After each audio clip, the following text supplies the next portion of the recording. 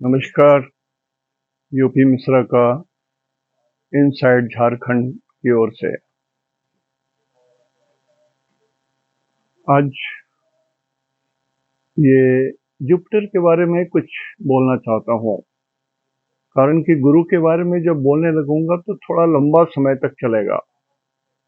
एक दिन दो दिन में वो नहीं खत्म होगा कि मेष राशि में क्या होगा, वृषभ राशि वालों के लिए क्या, वो नहीं होगा। It will take time. कारण कि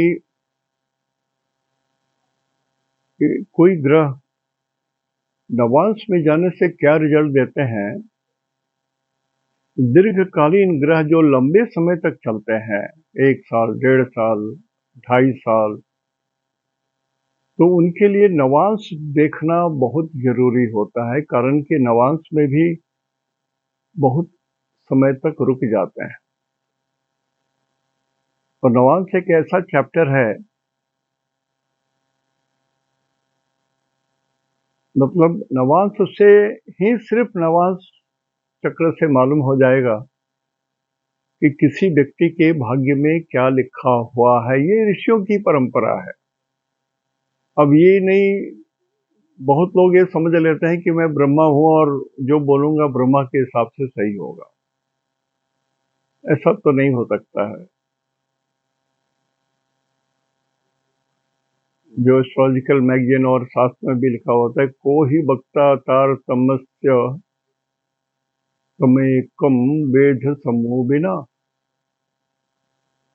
फलानी ग्रह चारेण सूचयंती मनीषिण। ग्रह के गोचर से चलने से जो मनीषी लोग हैं, जो विद्वान लोग हैं, जो जानकार लोग हैं, वो फल कथन कहते हैं। लेकिन ब्रह्मा जी को छोड़ करके दुनिया में कोई नहीं है जो कह दे कि यही होगा ही। एस्ट्रोलॉजर मैं भी बोलता हूं कि यही होगा ही, बहुत सारा समय बोलता हूं, लेकिन बहुत सारे जीवन के पहलू हैं, अंश हैं, वो बदलते रहते हैं। जीवन की इच्छा रहती है, बदलती रहती है। तो गुरु जैसे मेष का जो पहला नवांश है, एक मेष राशि में अश्विनी नक्षत्र है, पहला नक्षत्र, उसके 4 नवांश होंगे। पहला नवांश में किसी का जन्म है तो वो व्यक्ति स्वभाव से बहुत कठोर होगा, स्वभाव से कठोर होगा। थोड़ा सा जिसको बोलते हैं कि खड़ूस भी हो सकता है, लेकिन भाग्यशाली भी होगा। कठोरता के साथ ईश्वर उसमें कुछ देंगे। अश्विनी नक्षत्र के दूसरे नवांश में यदि किसी का जन्म होगा तो वह आदमी धार्मिक होगा। उसके अंदर में ईश्वर की भावना कूट कूट कर भरी रहेगी। जैसे जैसे बढ़ता जाएगा ईश्वर की ओर वो झुकता चला जाएगा। उसी तरह से यदि किसी का जन्म अश्विनी नक्षत्र के तीसरे नवांश में होता है तो व्यक्ति निश्चित रूप से भाग्यशाली होगा। अब यहां पर मैंने निश्चित शब्द कहा, कारण कि ये जो चीजें हैं मैंने अपने आंख से देखा है। मैं बराबर कहता हूं कि मैं अपने से बहुत सारा चीज अनुभव करने के बाद ही कुछ बात बोलता हूं। और ब्रह्मा जी ने तो खुद ही लिखा है, उनकी जो किताबें हैं, जो ऋषियों ने लिखी हैं, तो ब्रह्मा के शब्द को ही लिखा है। आर्यभट्ट ने लिखा, बराहमिहिर ने लिखा।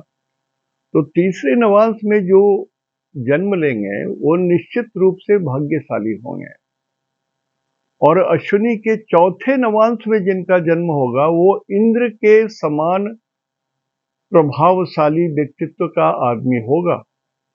जैसे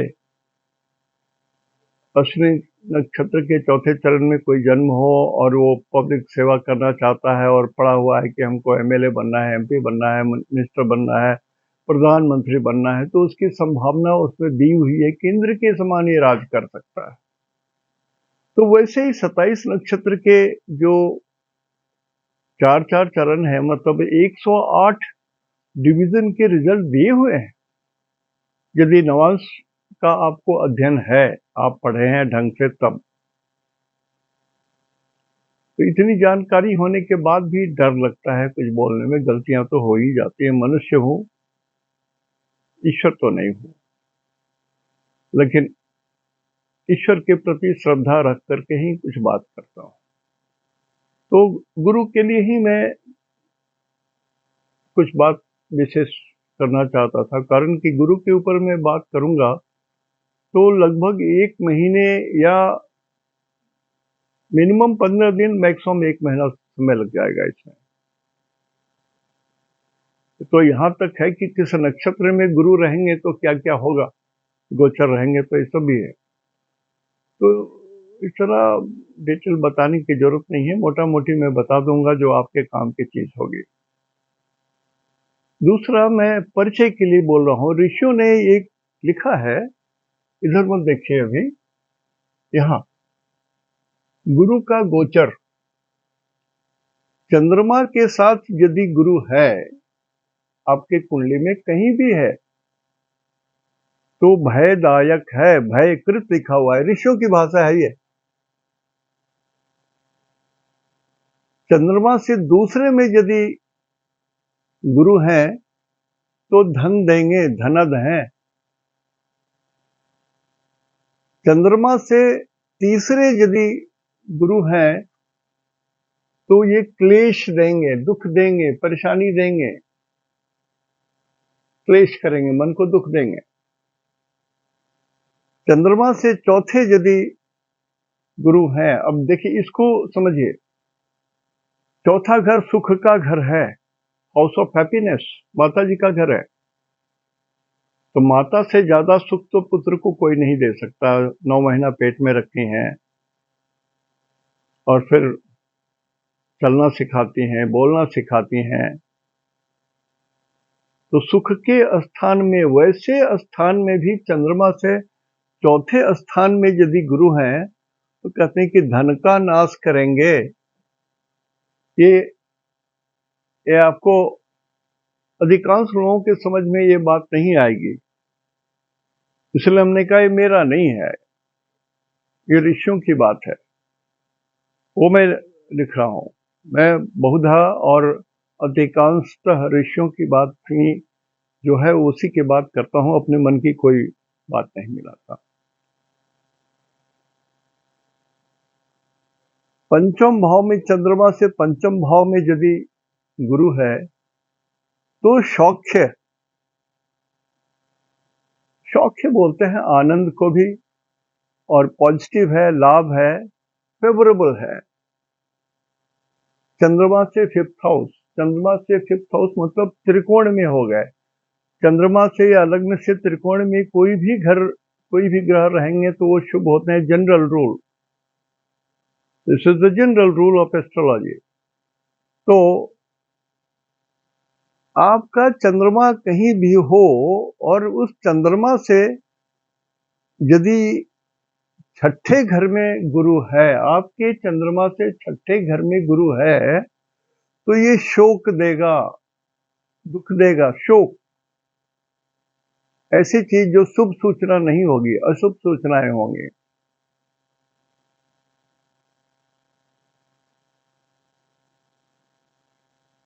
सेवंथ हाउस में यदि चंद्रमा से 7th हाउस में यदि गुरु हो तो मान प्रद प्रतिष्ठा बढ़ेगी, मर्यादा बढ़ेगी, कारण कि गुरु 7th हाउस में रहेंगे तो दृष्टि पड़ती है। गुरु जहां रहते हैं वहां पर हानि होती है, स्थान हानि करो गुरु, जनरल रूल है एस्ट्रोलॉजी का, जनरल रूल है, स्थान हानि करो गुरु। गुरु की दृष्टि बहुत पवित्र है, जहां गुरु देखते हैं 5 7 9 में, वहां तो पवित्रता लाते हैं, उसमें उत्थान करते हैं। 8th हाउस में यदि गुरु है तो रोग देते हैं। गुरु शुभ ग्रह में है, बेस्ट ग्रह माना जाता है, तो जल्दी मृत्यु नहीं देते हैं, और देते हैं तो रोग के थ्रू देते हैं।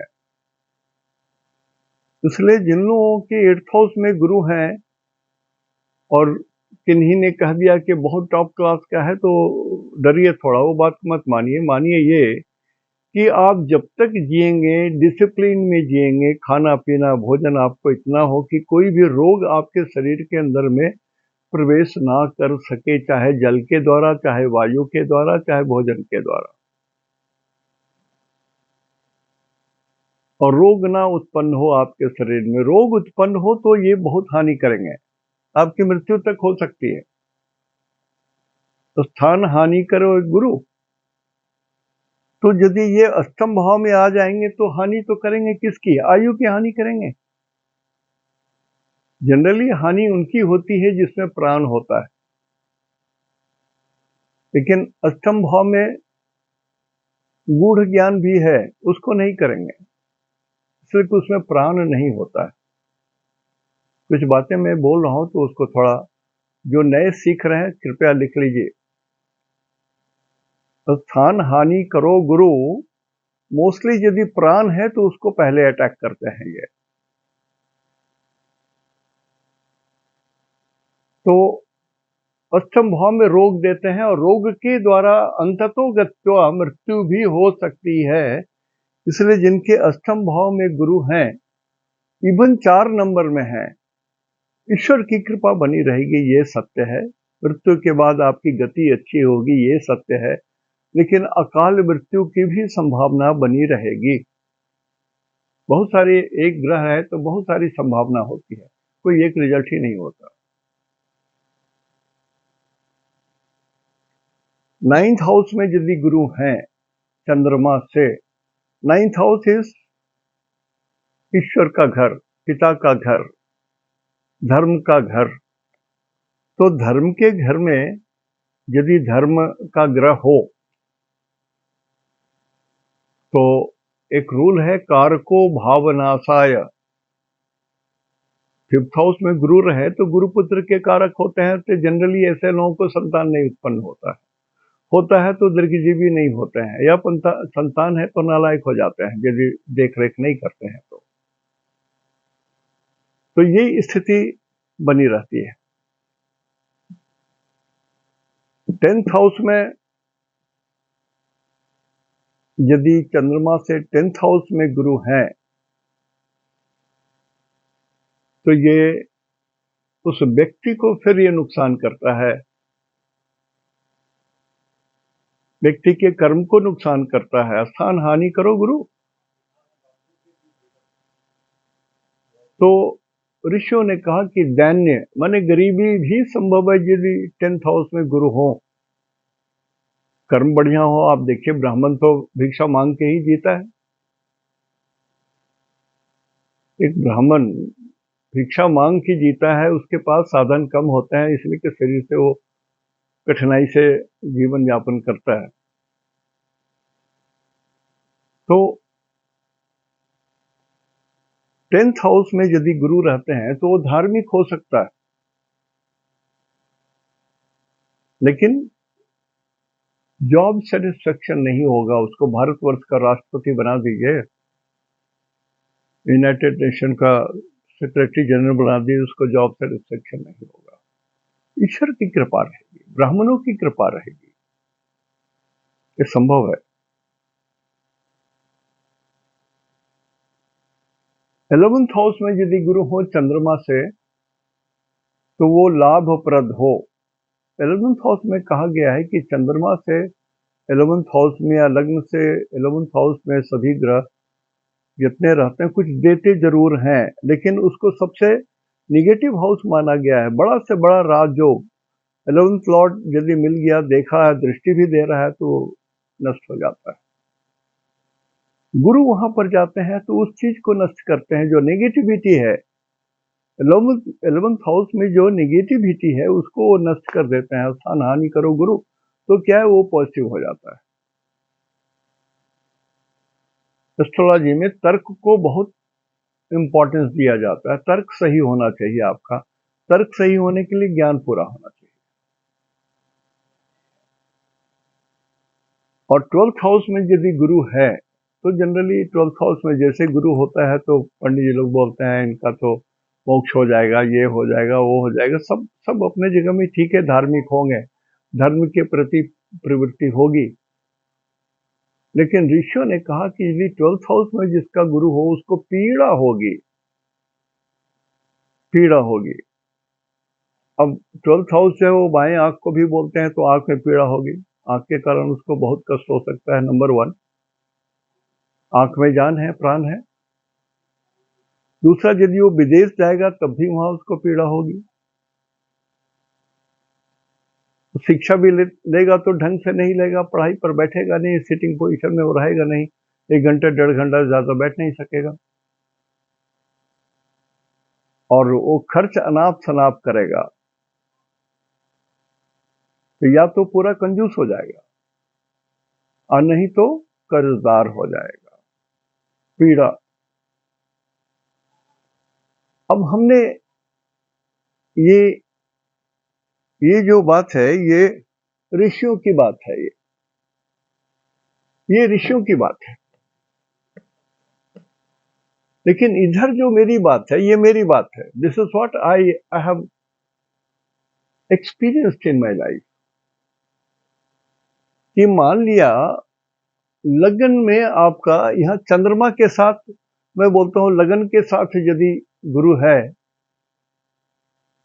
तो शरीर, लगन माने शरीर,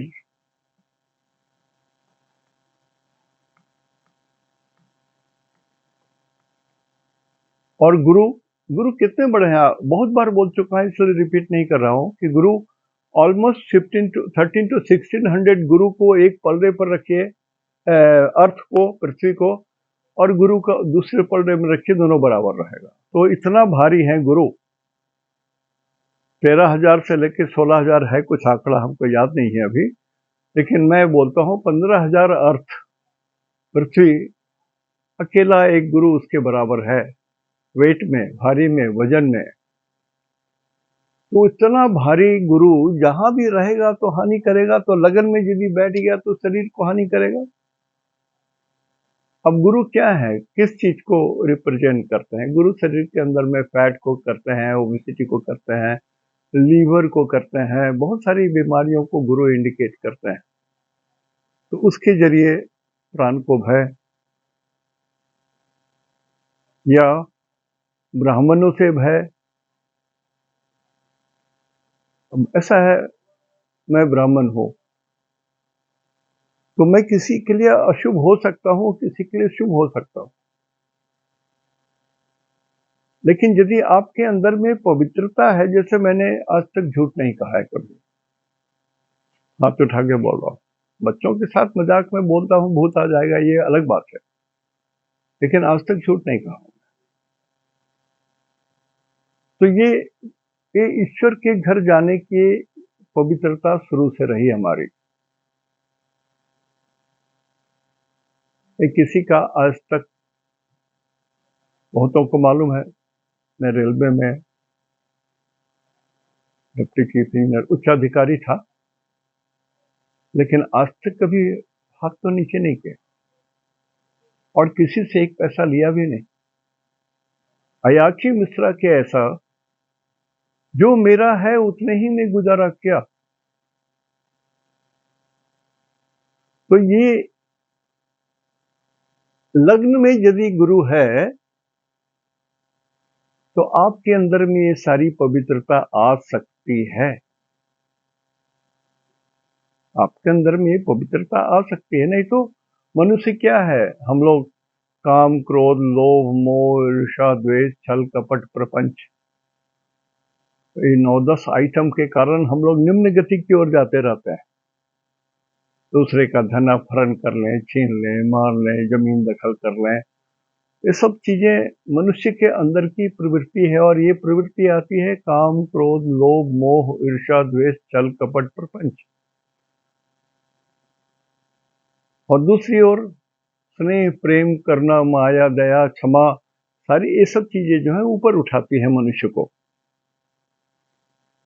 तो यदि दूसरे भाव में हो, लगन से दूसरे भाव में गुरु हो, हानि तो करेंगे, स्थान हानि करो गुरु।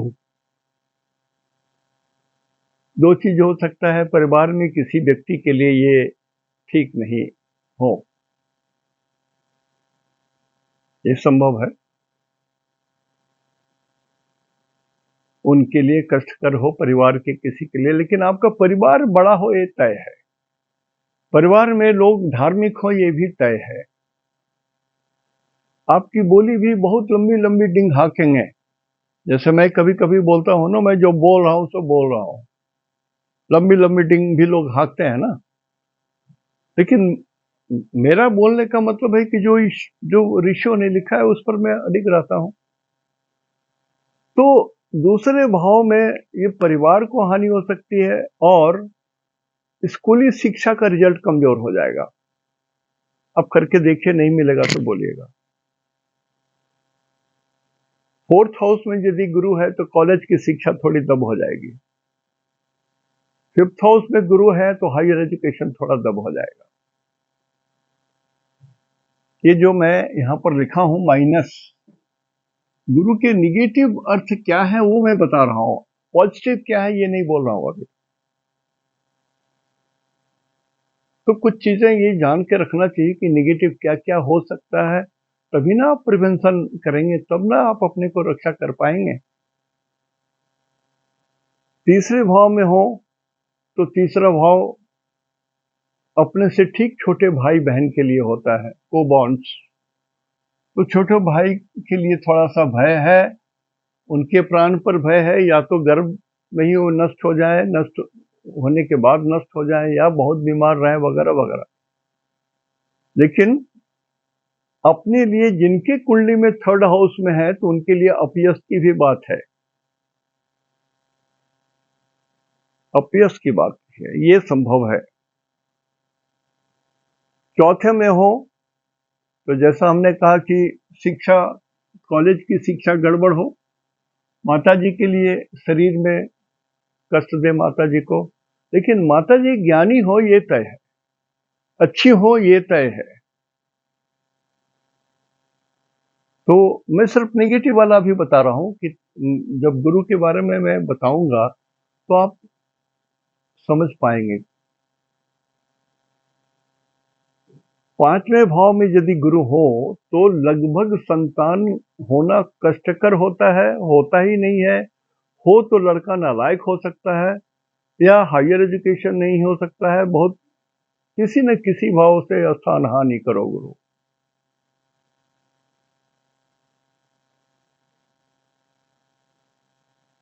छठे घर में गुरु हो तो बड़ा रोग हो सकता है, शत्रु नष्ट हो सकते हैं, जिसमें प्राण है वो नष्ट हो सकते हैं, शत्रु नष्ट हो सकते हैं, लेकिन रोग की वृद्धि हो सकती है। सातवें भाव में गुरु हो, यदि है वहां गुरु, तो विवाह में बाधा होती है। विवाह में बाधा बहुत तरह की होती है। अब जैसे देखिए, किसी की कुंडली में गुरु 7th हाउस में है तो उसको 16वें साल के आसपास में कहीं न कहीं किसी लड़के के साथ या अपोजिट सेक्स के प्रति कहीं न कहीं कैसे न कैसे कुछ तो कांटेक्ट होता है, चाहे वो लड़कपन हो, बालपन हो या अनजाने में हो, उसका कोई सीरियसनेस हो या नहीं हो, लेकिन वो एक चक्र आता है 16 साल में। फिर फिर वही चीज 32वें साल में आता है, 32-33 में फिर वही स्थिति बनेगी। तो बहुत सारी चीजें होती हैं जो समझने की होती है। तो सातवें भाव में जब गुरु हो तो ये समझ लीजिए कि थोड़ी सी बाधा तो जरूर होगी। या 7th लॉर्ड के साथ गुरु हो या 7th हाउस पर गुरु की दृष्टि भी पड़ रही हो, हालांकि वो शुभ करते हैं, लेकिन कुछ ऐसी मंगल चीजें होती हैं, विवाह है, जनेऊ है, उपनयन में बहुत सारी चीजें हैं, ये बहुत बहुत कोमल चीज है, ये संस्कार बड़े कोमल हैं। और यदि गुरु पर कोई दो पाप ग्रह की दृष्टि पड़ रही है और वैसे गुरु की दृष्टि यदि 7th हाउस में आ गया या और सब जगह में आ गया तो फिर ये गुरु शुभ नहीं रह गए, अशुभ हो गए।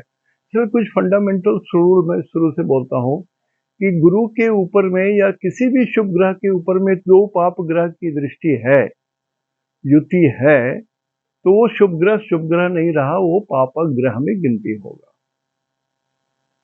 आज मैं सोच रहा था आपको बताऊं, आपने शुभ ग्रह सुना होगा, अशुभ ग्रह सुना होगा, क्रूर ग्रह सुने होंगे जो सूरज और मंगल होते हैं, लेकिन दुष्ट ग्रह नहीं सुना होगा। आज मैं बेसिकली दुष्ट ग्रह के बारे में ही कुछ बोलना चाहता था, कारण कि दुष्ट ग्रह ऐसे होते हैं जो आपको गणित के हिसाब से पता नहीं चलेगा। जब भी वो दुष्ट ग्रह है तो आपको कहीं न कहीं किसी न किसी रूप में वो हानि कर ही देगा।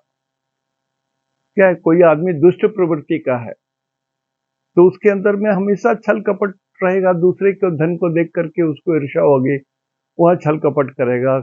किसी के उन्नति होने जा रहा है, नौकरी जा रहा है, तो मैंने देखा है अपॉइंटमेंट लेटर डाकिया को बुला करके पैसे दे करके मैं उनको दे देता हूं, वो फाड़ के फेंक दिया है। अभी भी जीवित है लोग। तो ऐसे लोग दुष्ट प्रकृति के होते हैं कि दूसरे का कल्याण ना हो सके, और ऐसे दुष्ट लोगों को ईश्वर माफ नहीं करते।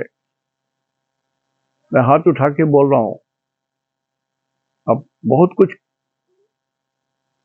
बिना पढ़े तो नहीं होता है, लेकिन दुष्ट ग्रह यदि है आपकी कुंडली में और आप दुष्टता पर उतारू हैं तो ईश्वर माफ नहीं करेंगे। आप कोई भी हो, आप देखा ना, एक बार शंकराचार्य को जेल दे दिया गया था। शंकराचार्य को जेल, दक्षिण भारत की बात। वो कर्म प्रधान विश्व कर ही रहा था, कहीं न कहीं उनके ग्रह में दुष्ट ग्रह का प्रभाव था। मुझे मालूम है, डिटेल भी बता सकता हूं, लेकिन वो सब चीज और आपको कंफ्यूज कर देगा। तो दुष्ट ग्रह के बारे में मैं चाहता था कि बताऊं, ताकि आप सावधान हो जाएं। हमेशा आप दूसरों को दोषारोपण ना करते रहिए। मन में कहा ना, छल कपट प्रपंच धोखा काम क्रोध लोभ मोह, ये सारी चीजें मनुष्य को नीचे ले जाती हैं, तो ले जाती हैं पतन की ओर। यही सत्य है। तो नौ यदि आठवें घर में, लग्न से आठवें घर में गुरु हैं, तो मृत्यु भय तो रहेगा, लेकिन मृत्यु भय रहेगा कहाँ? तीर्थ स्थान के आसपास, ऐसे जगह जहां मंदिर है या तीर्थ स्थान है। अब मान लिया ठीक है, बुढ़ापे में हो तो चलता है, कोई आदमी यंग हो, उसकी आयु पड़ी हुई है और वहां पर मंदिर के आसपास में कहीं झगड़ा हो रहा है, वो आदमी जाए छुड़ाने के लिए, उल्टा इसी पर पड़ जाए, इसी को गोली मार दे, मर जाए। इसलिए बोल रहा हूं, आप उसको उपयोग कीजिए, जैसे मैं बात बोल रहा हूं वैसे उपयोग कीजिए कि मृत्यु भय हो तीर्थ स्थान में, तीर्थ की जगह में, भगवान के घर के बगल में।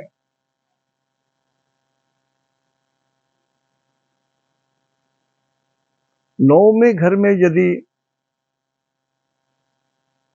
गुरु हो, त्रिकोण हमेशा शुभ होते हैं, ये तो ठीक है, वो शुभ है, सब कुछ है, भाग्य देंगे, तरक्की देंगे, 16वें साल onwards your luck will grow.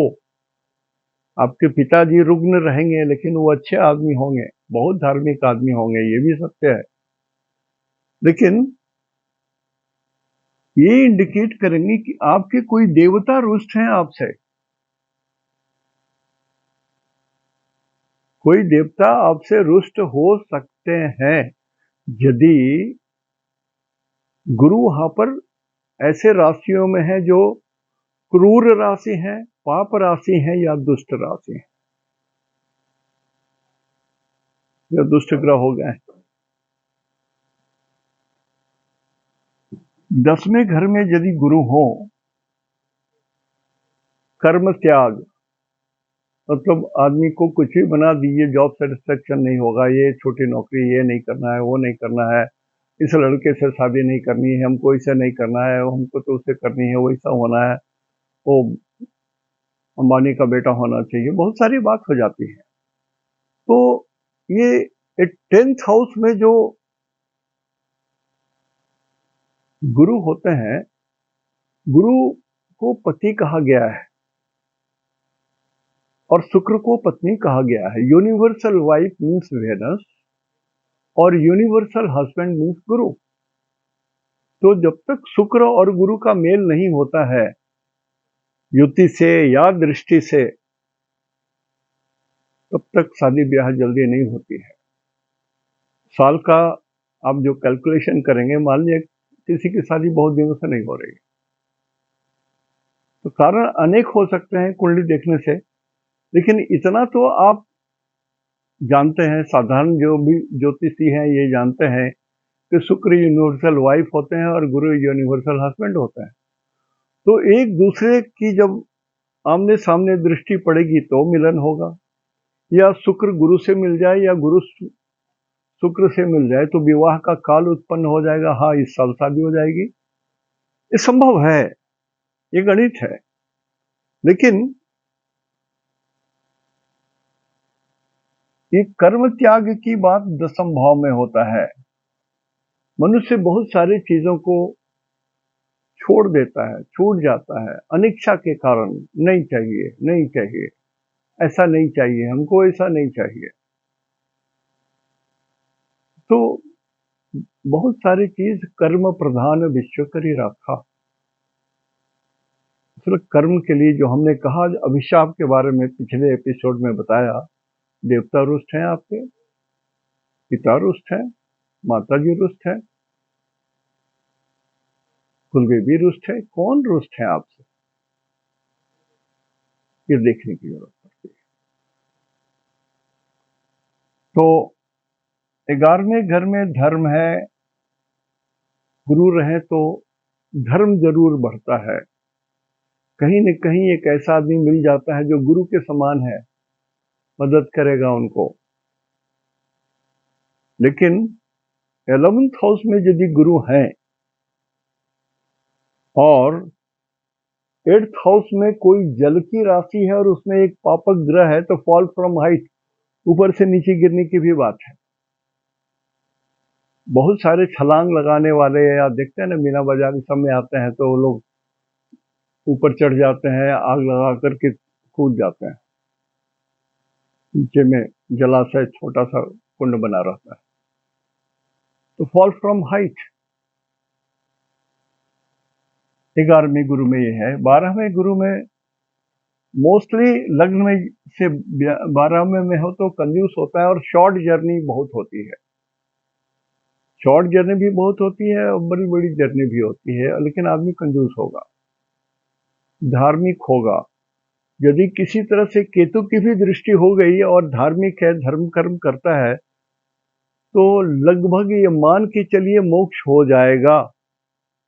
या तो जितने साल के बाद केतु वहां पर टच करेगा उसके गुरु को 12th हाउस में, उस साल उसकी मृत्यु हुई तो उसका मोक्ष हो जाएगा, नंबर 1। या उतने जन्म के बाद उसका मोक्ष हो जाएगा। ये सब चीज थोड़ा सा हम गुरु को जब चैप्टर खोलेंगे, गुरु के बारे में जब बताऊंगा, तो ये सारी बातें होंगी। इसमें एक चीज और,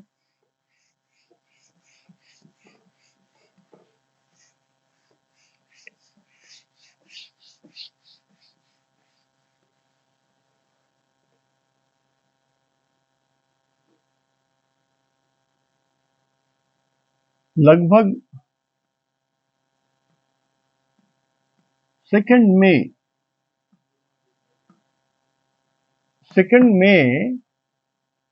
2024 को गुरु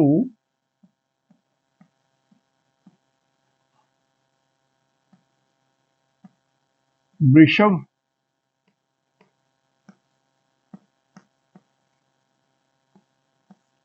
राशि में प्रवेश करेंगे।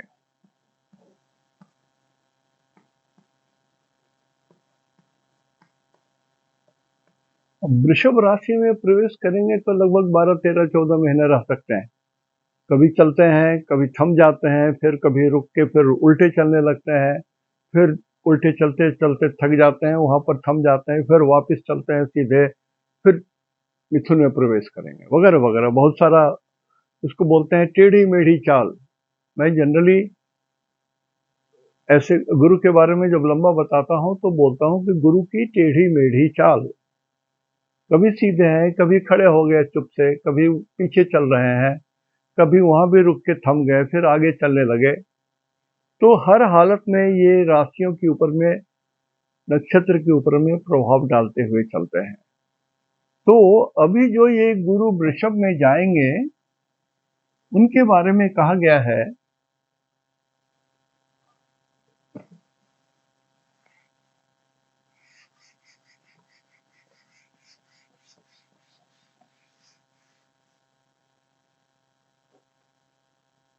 ये गुरु बालक, बच्चों को नुकसान करेंगे। वृषभ का गुरु बच्चों को नुकसान करेंगे।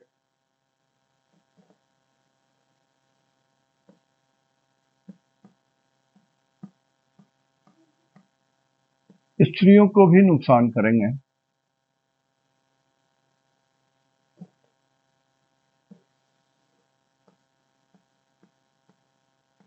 चौपायों को भी कुछ नुकसान करेंगे।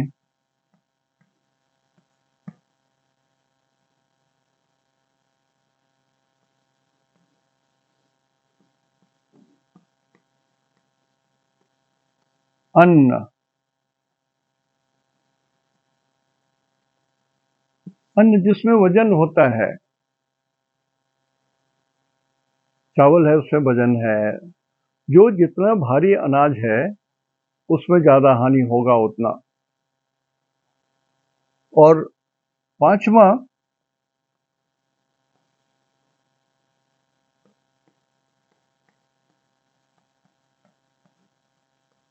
राजाओं में युद्ध,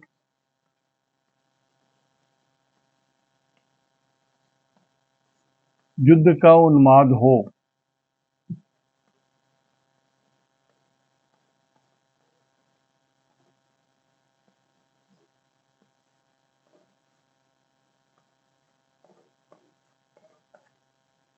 ये 5 जगह ये विशेष हानि करेंगे वृषभ के गुरु।